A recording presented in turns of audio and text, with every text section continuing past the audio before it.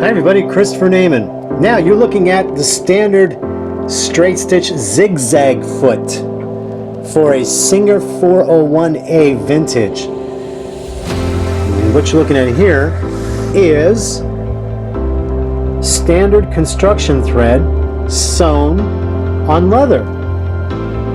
But did I use this foot to sew? Stay with me. I'll show you the answer in a minute. I'll be right back.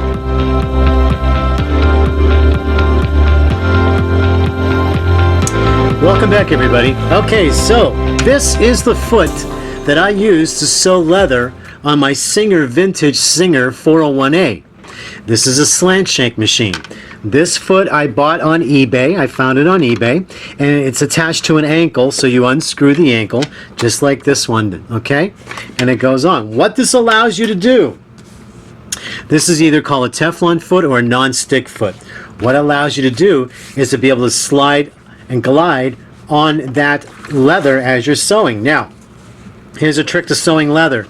You want to make sure you have a long stitch, okay? On a regular millimeter, you want at least 3.5 should be a minimum stitch length. Now on this one, I've got this set at, it looks like it's at the number 8 mark on this sewing machine. So you're going to see how beautiful this is going to glide with this. It means on the leather, nothing, the foot will not stick. Now I read where a lot of people say to put Scotch tape under your foot. They're reading where it says put tissue paper. All you need is a non-stick foot, everybody. You see, and this is the standard zigzag foot, and here's the generic version of a Teflon non-stick foot. So here we go. So let me just make sure we get this going. Now one thing that we're always taught to do, which I always forget to do because I'm so used to my computer machines, is before you put the foot down, put the needle in. Drop the needle first, then put the foot down, okay? And then here we go. I'm just going to show you how nice this will stitch. You see, it's not sticking, it's not getting hung up. There we go. You see how nice that went? And some vinyls you're going to have, it's going to be kind of sticky. So 2 suggestions for doing sticky vinyls. You use the non-stick foot, and on the top of your machine you've got a dial for the pressure dial, the presser foot. You want to loosen that a little bit. But here's the top. Look how beautiful that is. And here's the back. Look how beautiful that is. You know what's nice about this vintage Singer is the back looks as good as the front. See that? So now let's do another stitch one more time. I'll do one more stitch for you here. Now, they used to tell you, ideally, when you sew leathers, heavy fabrics, or whatever, to put your needle in the left needle position. I found on the vintage machine it really doesn't make a big difference because it's a vertical, it's a top dropping bobbin. But when you have one of those bobbins that go in underneath, it goes this way in instead of down. They say the left needle position is good because you'll get a more uniform stitch. But as you see on this machine, I'm getting a nice uniform stitch in the center needle position.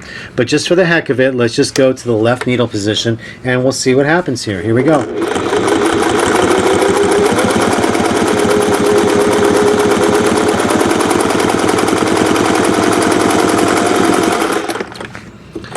All right, let's check it out. And I didn't drop the needle, did I? Okay, there's the top, there's the bottom. Isn't that beautiful? So, what did I mean by drop the bobbin? Let's repeat that. Or drop the needle, let's repeat that. Before we start stitching, and before you put your foot down, on these old mechanical machines, drop the needle down first. Why do we do that? Well, there's a good explanation. When you put your foot down first, and if the needle is up, when you go to sew, how many times have you used a machine where when you go to sew, let's say, okay, you go to sew and you didn't put the needle down first, you just put the foot down, and let's just say your thread wasn't long enough. When you start sewing, the thread comes out of the needle, right? So if you don't want the thread to pop out of the needle, you see I'm putting the needle down, the pressure foot is up so there's no tension being applied. When I put the pressure foot down, now there's tension on the tension discs, but you're not going to pull the top thread out. The top thread will not be pulled out because it's already been sunk into the fabric. That's a good tip to remember. Now on your computerized sewing machines, I haven't found that's made a big difference, but on the mechanical machines, it does make a difference. And there it is. Let's pull that out. Let's look at that. So there's the top, and here's the bottom. Isn't that beautiful? And all I'm using is basic construction thread. Okay, I'm using a basic construction thread, and I'm going to show you what my setup is. Now, a lot of people have said they're having problems with tension and their thread on this machine. I found the same thing. And see, it's got the vertical spool pins, right? Well, I'll tell you what I found works great for me. I've got one of these thread stands here, and I've got the thread down here. And what kind of thread do I have on here? Let's see what the thread is that I have.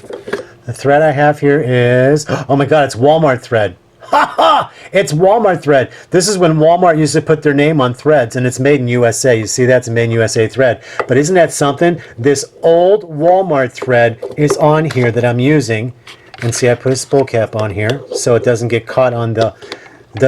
Always put a spool cap so it doesn't get caught around the edge. Because on these old-fashioned spools of thread, they've got little slits on the side. Okay? So I talked about that before in my spool thread tip video. But you see what I just showed you? Okay, now when you're doing leather, you really don't want to use a cotton thread. You use a polyester thread, and you want to use maybe a heavier thread.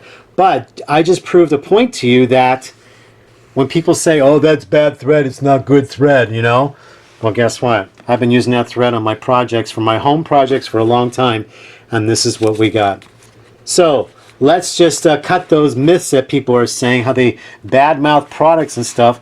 There's all different levels of products in this world. Yes, there is. There's thread that doesn't have as much fuzz on it, or there's more fuzz, or it's just tightly spun, whatever. But guess what?